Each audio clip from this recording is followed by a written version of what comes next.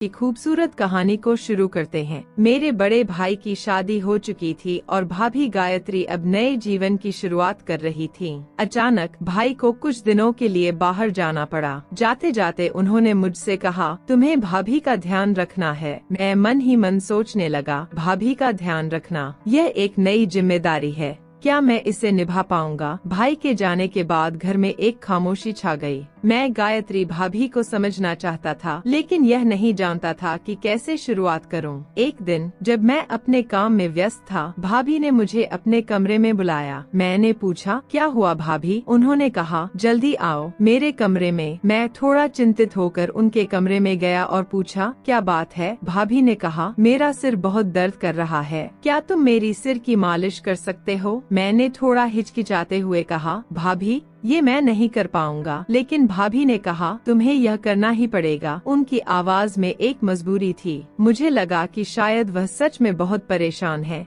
इसलिए मैंने उनकी मदद करने का निर्णय लिया। मैंने भाभी के सिर की मालिश करना शुरू किया। जैसे ही मैंने उनके बालों में हाथ फेरा, उन्होंने कहा, अब तुम मेरी पीठ पर तेल लगाकर मालिश कर दो। मैंने जैसे ही सुना, मेरा दिल तेजी से धड़कने लगा। मैं थोड़ा असहज महसूस कर रहा था, लेकिन उनके कहने पर मैंने धीरे धीरे तेल उठाया और उनकी पीठ पर लगाने लगा। जैसे जैसे मैं उनके पीठ पर तेल मल रहा था, मेरा मन विचलित होने लगा। भाभी के शरीर से अजीब सी आवाजें आ रही थी, जिससे मैं और भी असहज हो गया। धीरे धीरे मेरे धैर्य की सीमा खत्म होने लगी और फिर मेरी उम्र उस समय 25 साल थी और मैं घर पर ही रहता था। मेरे भाई ने इसलिए शादी की थी ताकि मैं अकेलापन महसूस न करूं। भाभी का नाम गायत्री था और मैं उन्हें अक्सर गायत्री ही कहता था। वह अक्सर उदास दिखती थी और कई बार मैंने उन्हें छुपकर रोते हुए देखा था। मुझे लगता था कि वह मेरे भाई को याद कर रही होंगी। रात होते ही गायत्री भाभी अपने कमरे में बंद हो जाती और उनके कमरे से रोने की आवाजें आने लगती। मेरे भाई की शादी के एक हफ्ते बाद ही वह विदेश चले गए थे।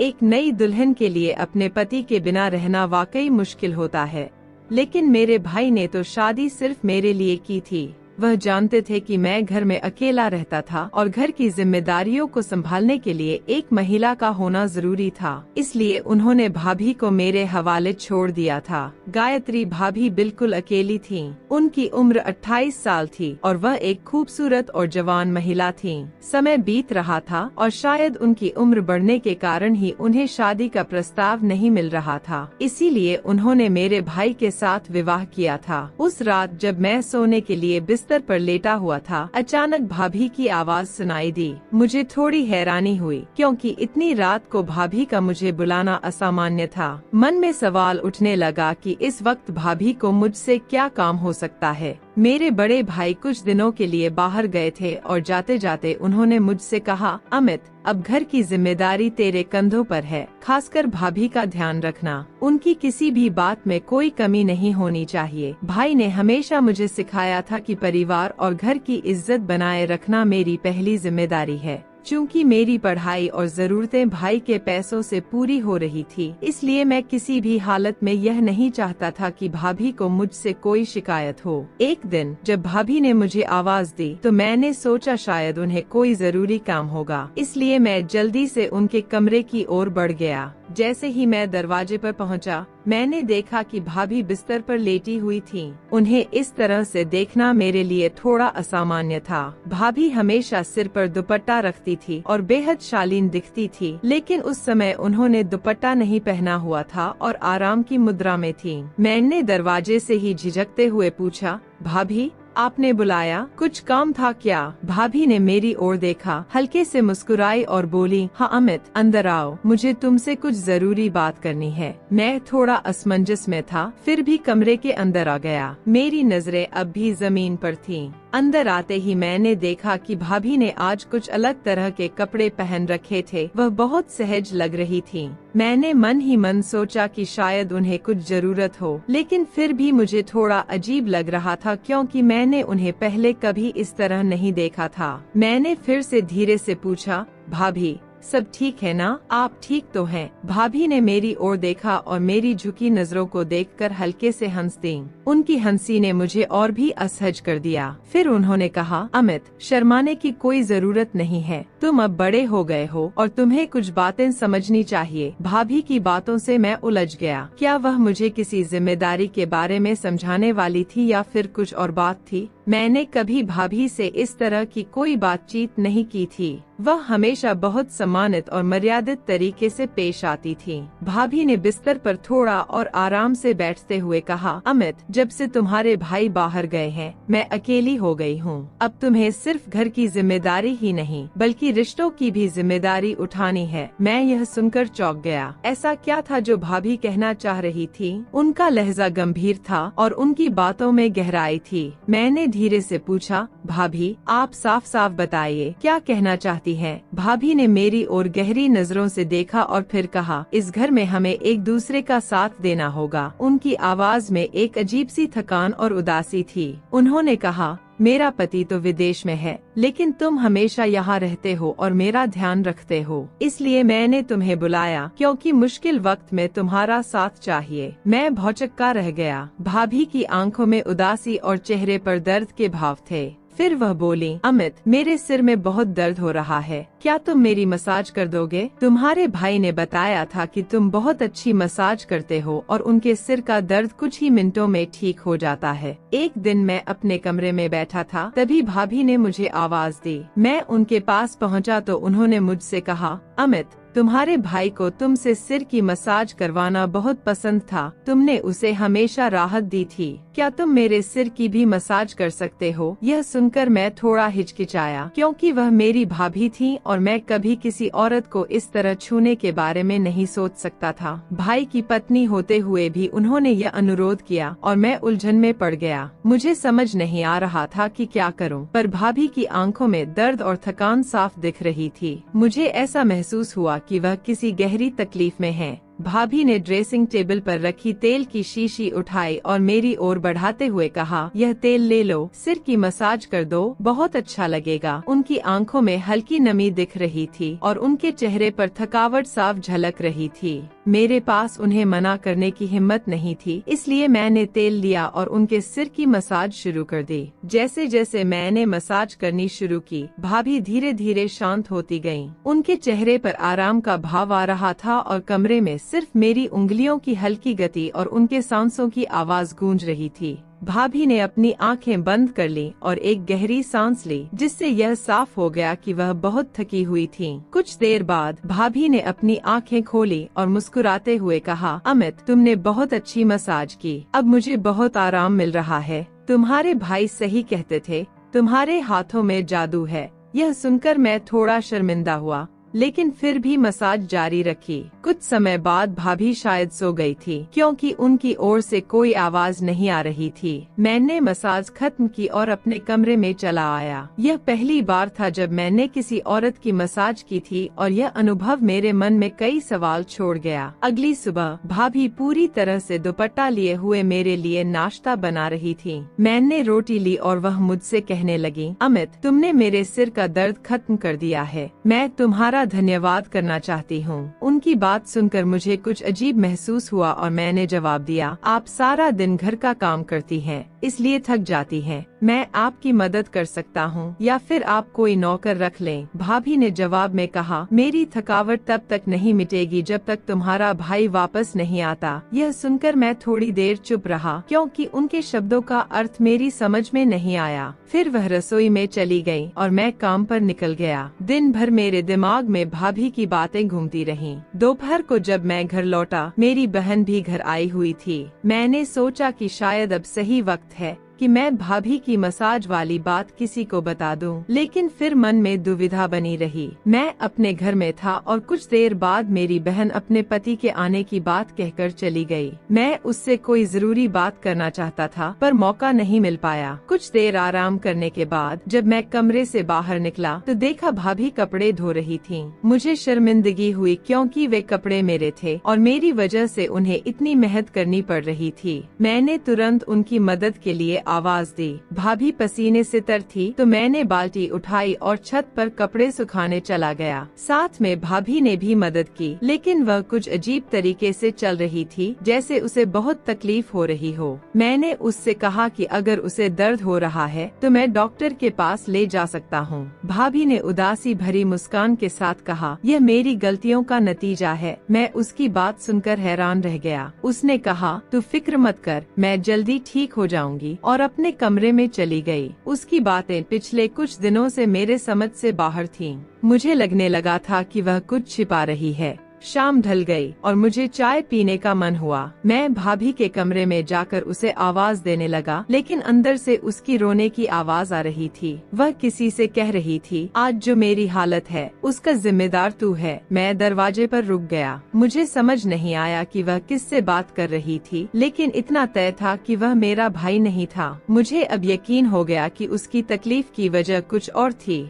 मैंने बिना सोचे समझे अपने भाई को फोन किया और उसे सब कुछ बता दिया। मैंने उसे कहा कि उसकी पत्नी कुछ अजीब हरकतें कर रही है और उसे तुम्हारी याद आ रही है, इसलिए जल्दी आ जाओ। भाई ने कुछ बातें करके फोन काट दिया। रात को भाभी ने मुझे अपने कमरे में बुलाया। वह बिस्तर पर लेटी थी और सिर की मालिश करने के लिए कह रही थी। मैं चुपचाप तेल की शीशी उठाकर आया और उसके सिर की मालिश करने लगा। मुझे अजीब लग रहा था कि वह मुझसे ऐसा क्यों करवा रही है। अगली सुबह मैंने सोचा कि कॉलेज से जल्दी वापस आकर देखूं कि घर में क्या चल रहा है, लेकिन जब मैं वापस आया तो घर सुनसान था। कुछ देर बाद भाभी पसीने से भीगी हुई घर आई। मैंने उससे पूछा कि वह कहाँ गई थी, पर उसने सिर्फ घर के कामों का जिक्र किया, बाहर जाने की बात नहीं बताई। अब मुझे यकीन हो गया था कि वह कुछ छिपा रही है। रात में फिर से उसने मुझे अपने कमरे में बुलाया। मुझे पता था कि वह फिर से मालिश करवाना चाहती है,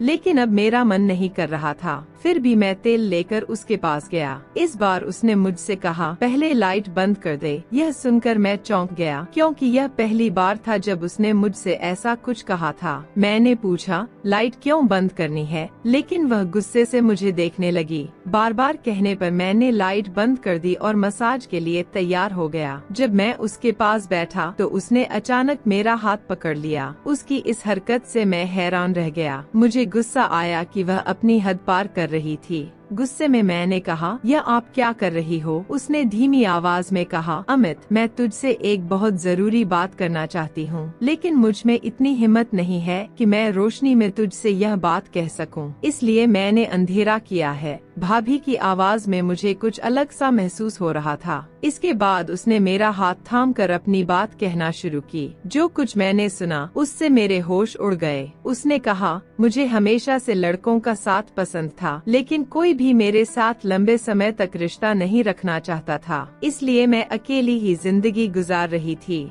फिर मेरी जिंदगी में एक शख्स आया जिसने मुझे प्यार और सपने दिखाए। जब भी उसे पैसे चाहिए होते मैं उसे दे देती थी, लेकिन जब मैंने शादी की बात की तो उसने मना कर दिया, क्योंकि अब मैं बड़ी हो चुकी थी और वह किसी और को चाहता था। उसने मुझसे दूरी बना ली क्योंकि उसने मेरी मदद से अपना छोटा मोटा कारोबार शुरू कर लिया था। अब उसके पास सब कुछ था और उसे मेरी जरूरत नहीं थी। वह रुकी, फिर बोली, उसके जाने के बाद मैं टूट गई। दो नौकरियों के चलते मैं बहुत थक गई थी। कमर और सिर का दर्द मेरे जीवन का हिस्सा बन गया था। जब तुम्हारे भाई से शादी की बात चली, मेरे माँ बाप ने मुझे मजबूर कर दिया और मेरी शादी तुम्हारे भाई से हो गई। लेकिन इस रिश्ते में कभी कोई प्यार नहीं था। मैं हमेशा पछताती रही कि मैंने अपनी जिंदगी किसके लिए बर्बाद की, जो कभी मेरा था ही नहीं। वह बोली, और फिर सबसे बड़ा झटका तब लगा जब मुझे पता चला कि तुम्हारा भाई विदेश में दूसरी शादी कर चुका है। उसने कुछ दिन पहले ही फोन करके बताया कि उसकी विदेश में शादी हो गई है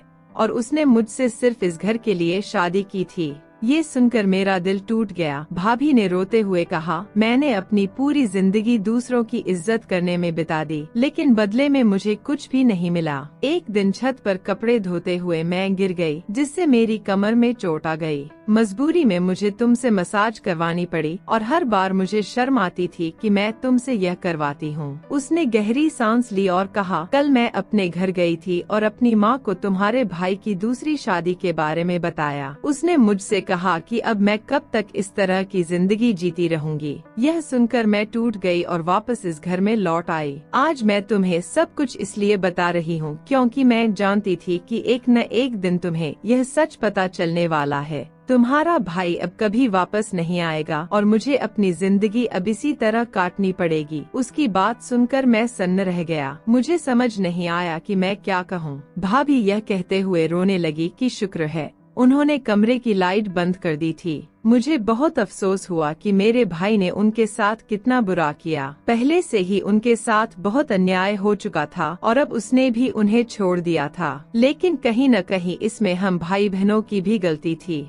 हमने कभी उन्हें वापस आने का मौका नहीं दिया। उनकी उम्र भी बढ़ती जा रही थी और कब तक वह अकेली रहेंगी। फिर उन्होंने किसी दूसरी औरत से शादी कर ली। काफी देर तक सन्नाटा रहा। फिर भाभी ने कहा, मैं अपनी पूरी जिंदगी इस घर में चुपचाप बिता दूंगी। मैं तुम्हारा भी ध्यान रखूंगी और इस घर का भी ख्याल रखूंगी। बस तुम मुझे इस घर से जाने मत देना। तुम्हारा भाई अब कभी वापस नहीं आएगा और मैं भी यहीं रहूंगी। मुझे डर है कि एक दिन तुम मुझे इस घर से निकाल दोगे। मैंने भाभी से कहा, ऐसा कभी नहीं होगा। मैं तुम्हें कहीं जाने नहीं दूंगा। तुम इस घर को जिस तरह से संभालती हो ऐसा कोई और नहीं कर सकता। लेकिन तुम क्यों अकेली जिंदगी काटना चाहती हो? मेरे भाई से तलाक लेकर मुझसे शादी कर लो। भाभी मेरी बात सुनकर हैरान रह गयी। मैंने उठकर कमरे की लाइट जलाई और कहा, खुशियों पर तुम्हारा भी हक है। मेरी पढ़ाई पूरी होने वाली है और जल्द ही मैं नौकरी कर लूंगा। तब तक तुम तलाक ले लो और फिर मैं तुमसे शादी कर लूंगा। हम एक नई जिंदगी की शुरुआत करेंगे।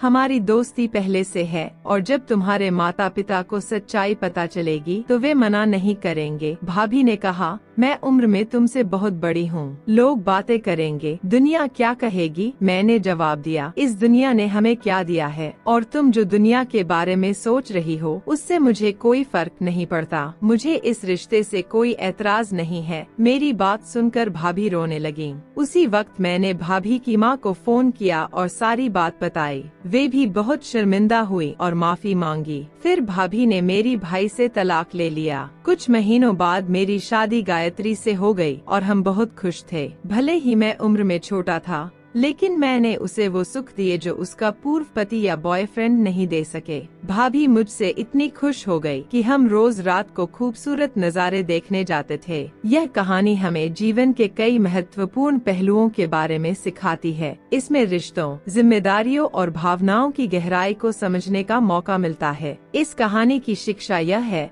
कि रिश्तों में संवेदनशीलता और जिम्मेदारी निभाना आवश्यक है। छोटे भाई ने शादी के बाद यह समझा कि अब उसकी जिम्मेदारियां बढ़ गई हैं। उसे अपनी पत्नी और परिवार का ख्याल रखना होगा। जब हम अपनी जिम्मेदारियों को सही से निभाते हैं तो रिश्ते और भी मजबूत हो जाते हैं। भाभी की समस्याओं को समझकर छोटे भाई ने जो संवेदनशीलता दिखाई वह एक महत्वपूर्ण सीख है। जब हम एक दूसरे की भावनाओं को समझते हैं और सहानुभूति दिखाते हैं तो हम उनके लिए और भी सहायक बनते हैं। संवेदनशील होना एक गुण है जो रिश्तों को मजबूत बनाने में मदद करता है। हमें हमेशा अपने परिवार और दोस्तों के प्रति संवेदनशील रहना चाहिए। भाभी ने अपने दिल की बातें छोटे भाई से साझा की और खुलकर बात करने से तनाव कम हुआ और रिश्ते में समझ बढ़ी। जब हम अपनी भावनाओं को साझा कर न केवल खुद को हल्का महसूस किया बल्कि छोटे भाई के साथ एक गहरा रिश्ता भी बनाया। यह दर्शाता है कि संवाद का हमारे जीवन में कितना महत्व है। भाभी के लिए सही समय पर निर्णय लेना एक महत्वपूर्ण कौशल था और यह सिखाता है कि हमें कठिनाइयों का सामना करते हुए सही निर्णय लेना चाहिए। सही सोच और समझ से कदम उठाने से हम अपनी समस्याओं को हल कर सकते हैं। भाभी ने अपने आत्मसम्मान को हमेशा बनाए रखा। आत्मसम्मान का अर्थ है अपनी पहचान और अधिकारों का सम्मान करना। यह हमें सिखाता है कि कभी भी हमें अपने आप को कमजोर नहीं समझना चाहिए बल्कि आत्मसम्मान को बनाए रखते हुए जीवन की कठिनाइयों का डटकर सामना करना चाहिए। कहानी में भाभी ने एक नकारात्मक व्यक्ति का सामना किया और यह हमें सिखाता है कि हमें अपने जीवन में नकारात्मक लोगों और प्रभावों से दूर रहना चाहिए। हमें सही और गलत का चयन सोच समझकर करना चाहिए। भाभी और छोटे भाई के बीच का रिश्ता प्रेम और स्नेह से भरा हुआ था, जो यह दर्शाता है कि प्रेम और समर्थन से भरे रिश्ते जीवन को खुशनुमा और संतुलित बनाते हैं। भाभी ने समाज के बंधनों को चुनौती दी, जिससे यह स्पष्ट होता है